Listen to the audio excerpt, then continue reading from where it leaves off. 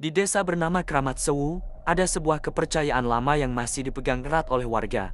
Jangan pernah mengambil atau menyentuh tali pocong seseorang, apalagi yang meninggal secara tidak wajar. Tapi tentu saja, tidak semua orang percaya. Namanya Irfan, ia seorang remaja kota yang datang ke desa Kramat Sewu untuk liburan dan mengunjungi neneknya. Suatu malam, ia mendengar cerita dari warga tentang seorang lelaki bernama Pak Sahid yang meninggal misterius.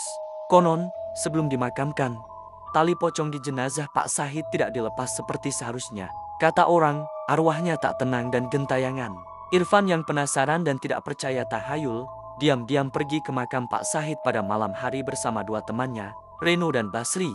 Mereka menggali sedikit tanah di atas makam dan benar saja, tali pocong itu masih tergantung di kain kafan.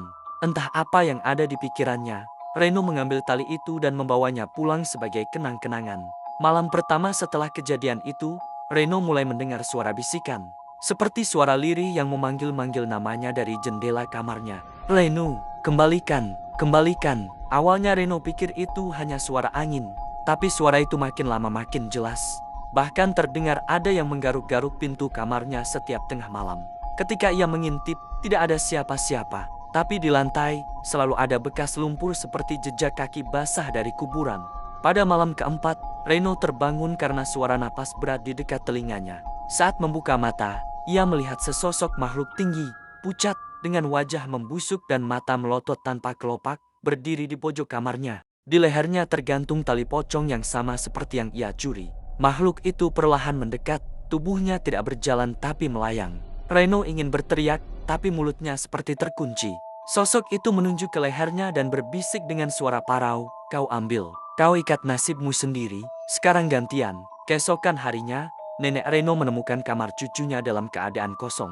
Tidak ada tanda-tanda perlawanan, tapi yang aneh, di tempat tidur hanya tersisa satu benda, yaitu tali pocong yang sudah berubah warna menjadi hitam legam dan berbau busuk. Dan sejak malam itu, warga desa Kramat Sewu sering melihat bayangan remaja lelaki berjalan di pemakaman, memegang tali pocong di tangannya, seolah mencari seseorang yang bisa menggantikannya. Pesan moral, jangan pernah main-main dengan sesuatu yang dianggap sakral, apalagi menyangkut kematian dan tradisi yang diwariskan dengan maksud menjaga keseimbangan antara dunia manusia dan yang tak kasat mata.